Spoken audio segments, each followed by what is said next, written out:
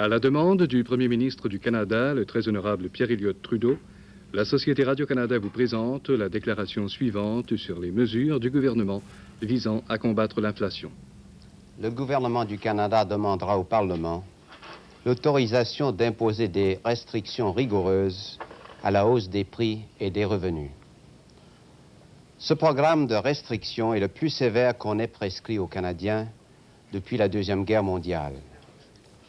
Au terme de ce programme, certains groupements puissants seront contraints, en vertu de la loi, de se conformer à des directives strictes au sujet de toute augmentation de leurs prix et revenus. Les directives concernant les prix et les revenus entrent en vigueur ce soir à minuit. Elles auront force de loi pour le gouvernement fédéral et tous ses employés, pour les 1500 sociétés les plus importantes du Canada, y compris presque toutes les firmes de l'industrie du bâtiment, et tous les employés de chacune de ces sociétés. Ces directives s'adressent également aux membres de toutes les professions libérales, notamment aux médecins, aux avocats, aux comptables et aux ingénieurs. J'ai demandé aujourd'hui à tous les premiers ministres provinciaux de participer pleinement à cette attaque contre l'inflation. Je leur ai demandé d'appliquer, dans le champ de leurs compétences, ces directives fédérales concernant les prix et revenus à tous les salaires versés par tous les services publics provinciaux et municipaux, à tous les loyers, ainsi qu'à tous les honoraires professionnels. Je fais appel ce soir à la bonne volonté de tous les autres Canadiens. J'exhorte chacun d'entre vous à faire preuve de modération.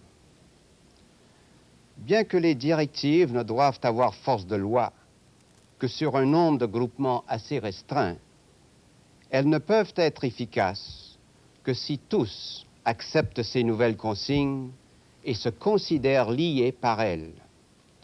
Cette lutte est l'affaire de tous et de chacun d'entre nous. Plus précisément, je vous demande de faire ce que vous seul êtes en mesure de faire pour venir à bout de l'inflation. Je vous demande de reconnaître dans le quotidien de vos vies que tous les Canadiens doivent mettre un frein aux exigences croissantes qu'ils ont à l'égard des ressources du pays pour que le Canada puisse vivre selon ses moyens. C'est là la seule arme contre l'inflation qui permette quelque espoir de succès durable. Cette arme, vous l'avez entre les mains. C'est à vous de vous en servir. On observe chez les Canadiens une tendance dangereuse à croire que seuls les gouvernements peuvent prendre d'une manière efficace des mesures contre l'inflation.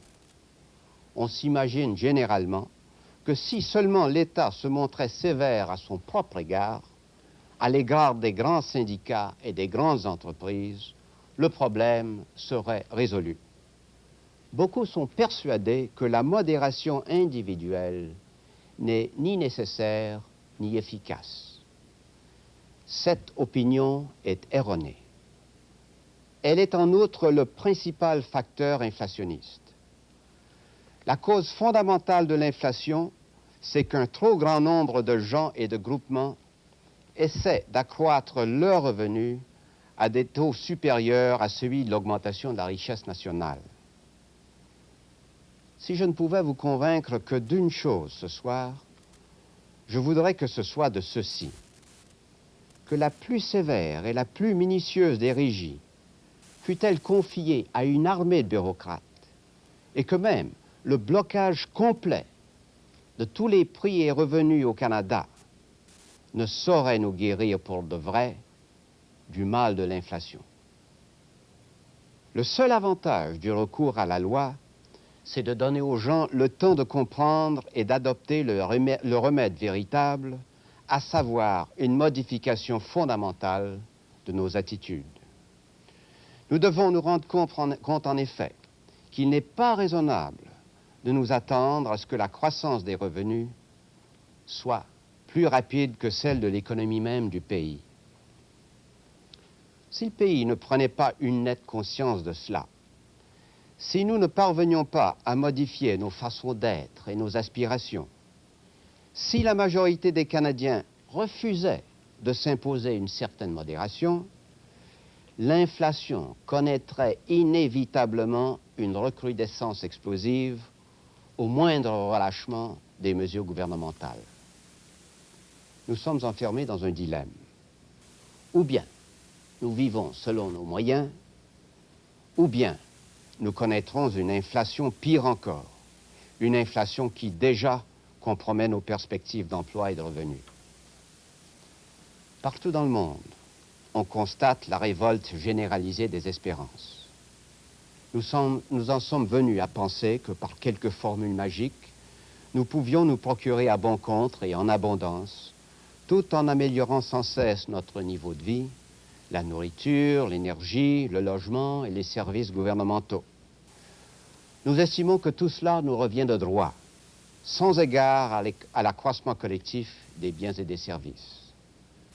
La crainte grandissante que l'inflation a inspirée à la population au cours des derniers mois vient encore compliquer les choses. Parce qu'ils ont peur de perdre du terrain, beaucoup de Canadiens cherchent à surcompenser en fonction du pire taux d'inflation qu'il leur soit possible d'imaginer pour l'avenir. Les sociétés pratiquent des prix suffisamment élevés pour se protéger des pires hausses éventuelles des prix de revient, c'est-à-dire de leurs coûts. Les employés exigent des augmentations salariales suffisamment élevées pour répondre aux prévisions les plus sombres quant à l'avenir des prix. Ces exigences sont les plus fréquentes et ont le plus de chances de succès au sein de ces puissants groupements économiques qui sont capables d'imposer leur volonté au reste du pays. Dans la course à la sécurité, ce sont les grands et les puissants qui l'emportent, aux dépens de ceux qui sont incapables de se protéger. C'est pourquoi il importe de freiner dès maintenant la surenchère. Aussi, dans l'application de nos directives, nous ferons surtout porter notre effort sur ceux qui, jusqu'à ce soir, ont disposé des moyens voulus pour obtenir ce qu'ils désiraient.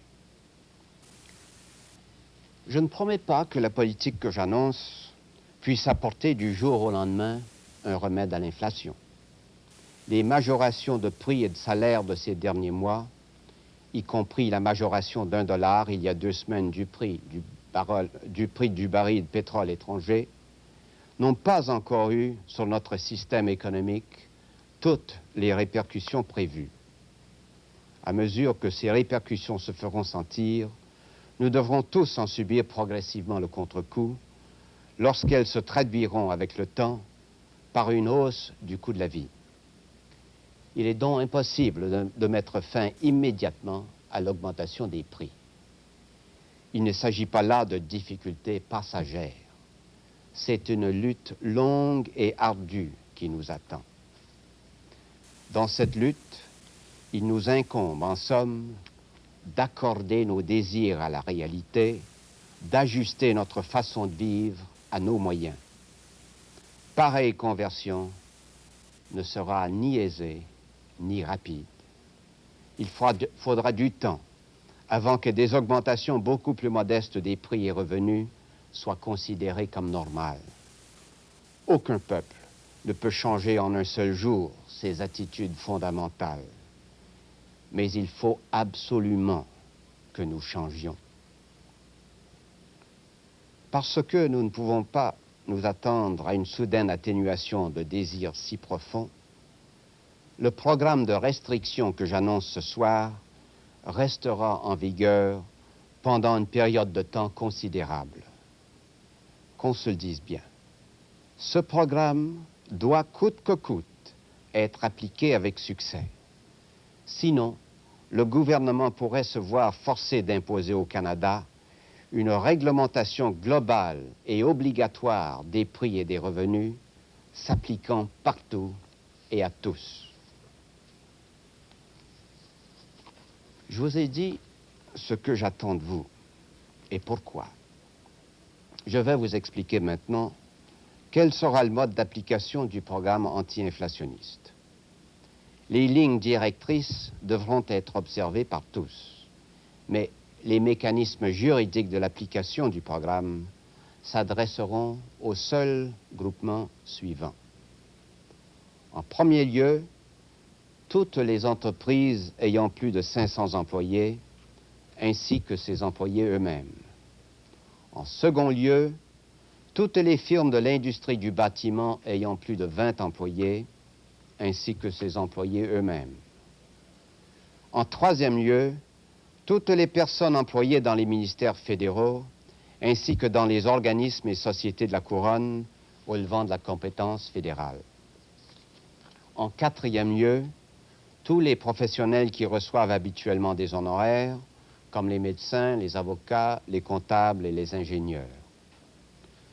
J'ai prié chaque premier ministre provincial d'appliquer ces directives à tous ceux qui travaillent dans les ministères et les institutions relevant de la compétence provinciale et de veiller à ce que ces directives soient également appliquées dans sa province à tous les employés des institutions et services municipaux.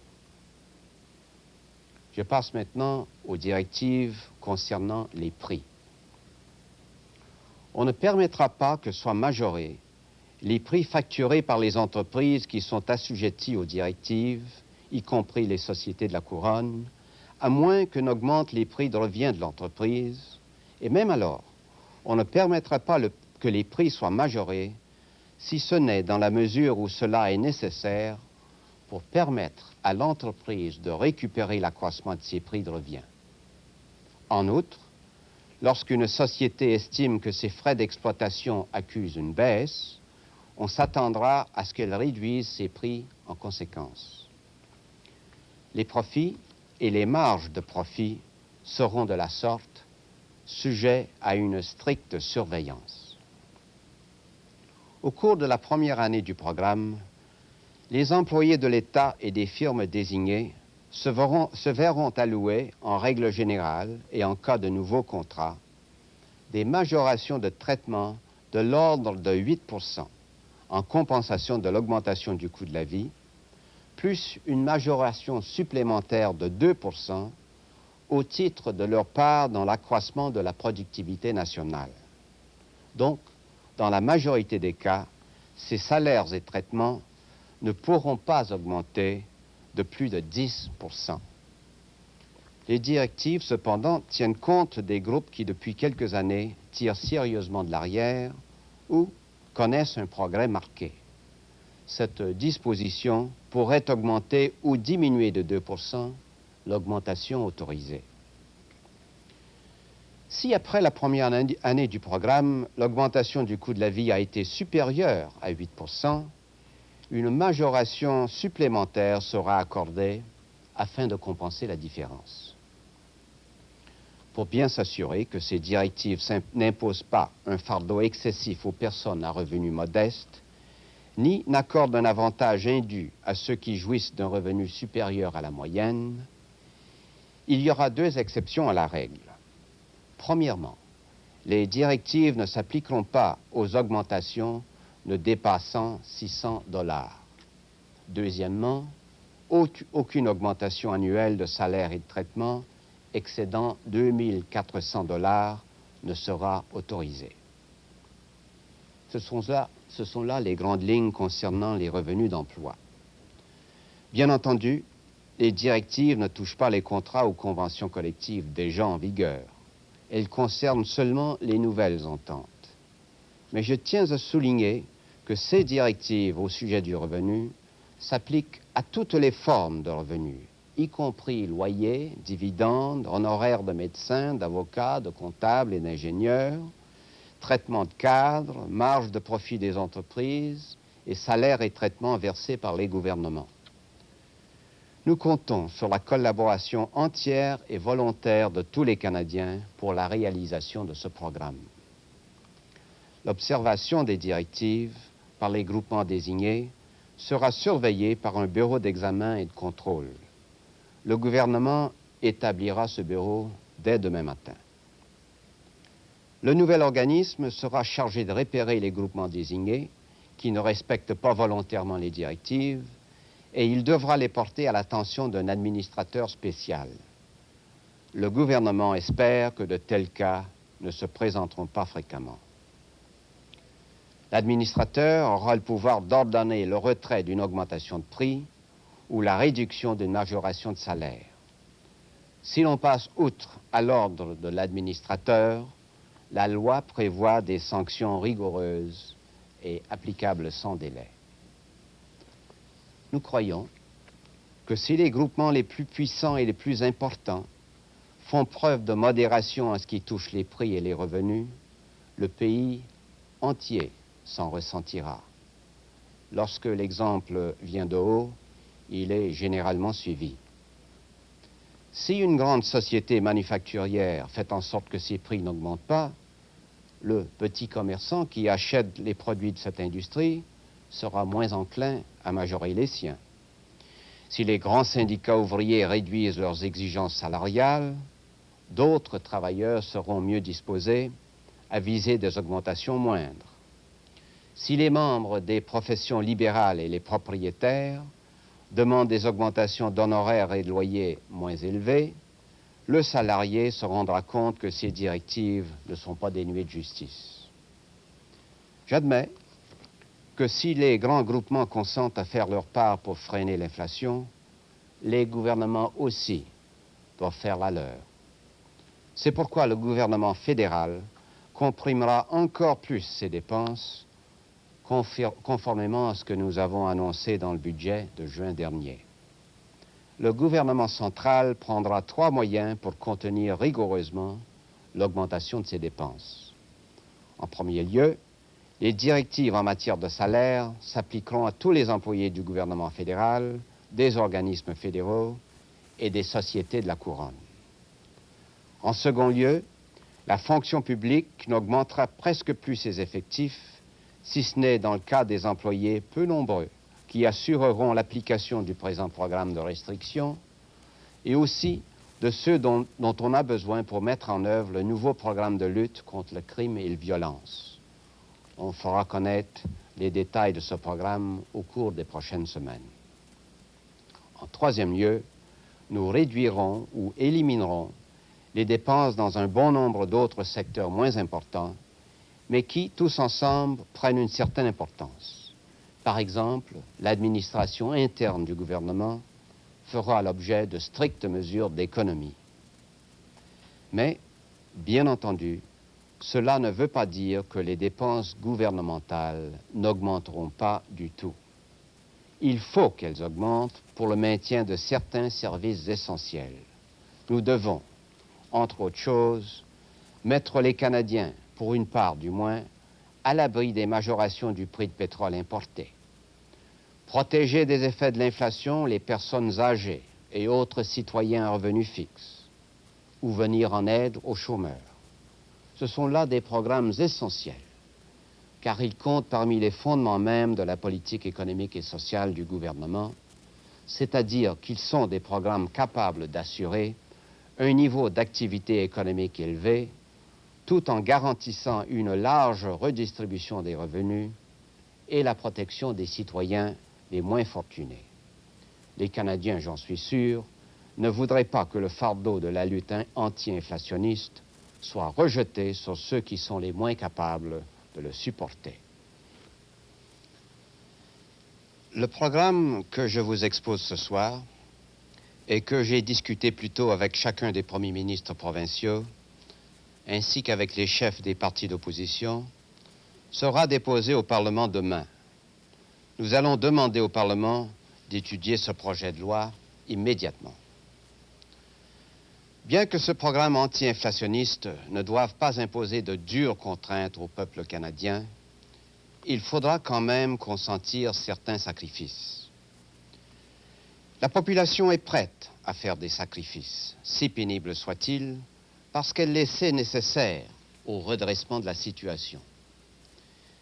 J'exhorte donc les Canadiens à se plier à de fortes restrictions afin que l'économie se rétablisse, afin que nous puissions être dans l'avenir en bien meilleure posture que nous ne le serions si nous laissions l'économie suivre le cours néfaste de sa présente évolution. Le programme anti-inflationniste du gouvernement est conçu de façon à garantir à notre pays une croissance économique plus saine et constante. Son succès dépend de la compréhension, de la bonne volonté et du bon sens des Canadiens. Je crois que vous saurez l'accepter, ce programme. Ensemble, nous pouvons en faire une réussite. Ensemble, nous en ferons une réussite. Vous venez d'entendre la déclaration du Premier ministre du Canada, le très honorable Pierre Elliott Trudeau.